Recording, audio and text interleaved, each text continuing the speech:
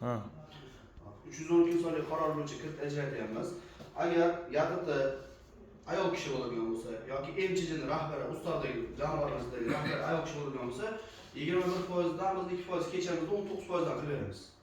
Ko'proq uy bog'chalarimiz tushadi. Misol uchun ayol kishi yaqinda ayol kishi nomiga chiqgan bo'ladi. Yoki MCH'da ayol kishi ta'sis bo'ladigan bo'lsa, o'zi 21%, ayollarga bo'lsa 19, erkak kishi bo'lsa 21%dan 7 yil muddatga 300 imtiyozli davr bilan loyihani turdan kelib chiqib imtiyozli davr belgilangan edi. Bu bitta kirit liniyamiz. Ikkinchi kirit liniyamiz yana tadbirkorlarimizga berilayotgan, bilasizlar, lider tadbirkor degan jumla kirib keldi oxirgi 2 yil ichida. Bu lider tadbirkor degan shunaqaki, mana ko'pimiz tadbirkor bo'lsak, mahallamizda qo'shni xonadonlarimiz ham shu tadbirkorga jalb qilib, uyingizda ishlatmasa, uni o'zini uyida ishlatasiz, xonadon qamrab olasiz. Tikuvchilikdir, dehqonchilikdir, ishlab chiqarishdir, mana ko'proq sohalarda kimdir doroz ishlab chiqarsa, to'rtta qo'shningiz hunarmand bo'lsa, siz bitta joyga jamlab ishlatganingizda uni uyida ishlatib, mahsulotini berib, uskunani berib, uyda mehnat qilib, qayta o'zingiz sotib sotsangiz, siz shu demak lider tadbirkorsiz. Agar shu lider tadbirkorlik deb qilaman desangiz, 500 million so'mgacha kiritib beramiz.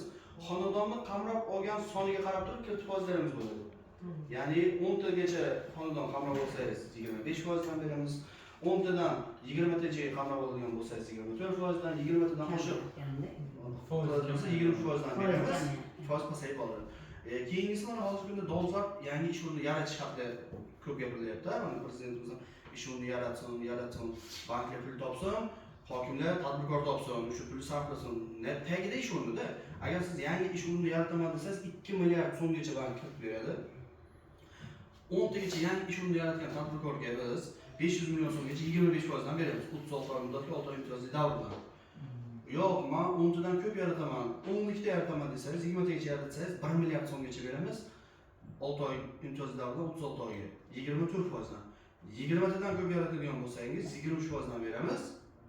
6 oy imtiyozli davrdan 36 oy muddatga. Ish o'rnini yaratishingizga qarab kirdib turib. Mana ko'proq quruvchilarimizga ko'proq kirdib kerak bo'ladi. 4 milliard, 2 milliard, 1 milliard kiritib ber desa, qaysi manba hisobidan beraman deydi. 23% dan bu yaxshi kirdingiz. Tijoriy kiritib olmasa 27-28 ga qarab ketib qoladi. Lekin ish o'rni yarataman deydigan bo'lsa, bu nuqtai nazardan qaraydigan bo'lsa, biz unga 23% gacha kiritib ajrata olamiz. O'sha jumlasiga qarab kirit maqsadiga qarab chiqarib olamiz. Endi jismoniy shaxslarimizga beriladigan kirit bor. Mana ishsizlar ham kirit olishi mumkinmi? Chiqarish ishlamadiganlar o'zini band qilishi mumkin. Demak, mahallalar banklarga teng qismda bo'lingan.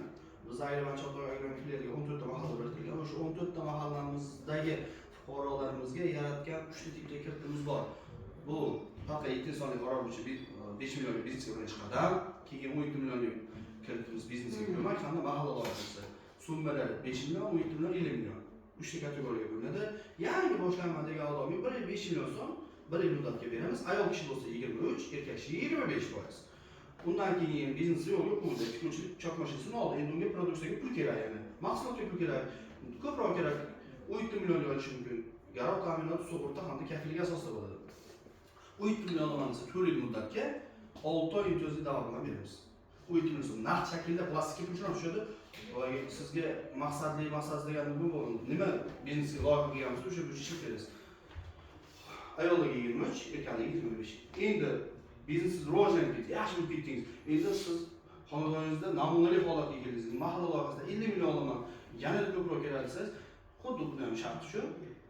50 million olasiz, kafillik yoki sug'urta garovsiz, faqat o'zimiz tanlab olgan mahallalarda. Mana shu 3 ta tipdagi kiritimiz bugungi kunda ishsiz fuqarolarga, oxirgi 2 oy davomida daromad olmagan fuqarolarga beriladi. Oxirgi 2 oy, 6 oy daromad olib, oxirgi 2 oyda ishsiz bo'lgan bo'lsa bo'ldi, beraveramiz. Chunki u ishsiz. Biz shu kiritib bersak, ishli bo'ladi, qora qozonni qaynaydi, oilasini tayyorlatadi. O'sha davlatimiz rahbarining siyosatlarning negizida shu narsa bor. Shuni ber, band qil, ishsiz fuqaroni qoldirma degan mas'uliyat yuklangan banklarda. Shu tipdagi kiritlarimizni olishimiz mumkin. Kimda nima qilsa sog'liq bo'lsa berayli, kim qanaqa kirit olmoqchi, bankda mumkin nima masalalar bor. Pul topolmay, pul o'tmay. Nimagaki to'xtaversa aka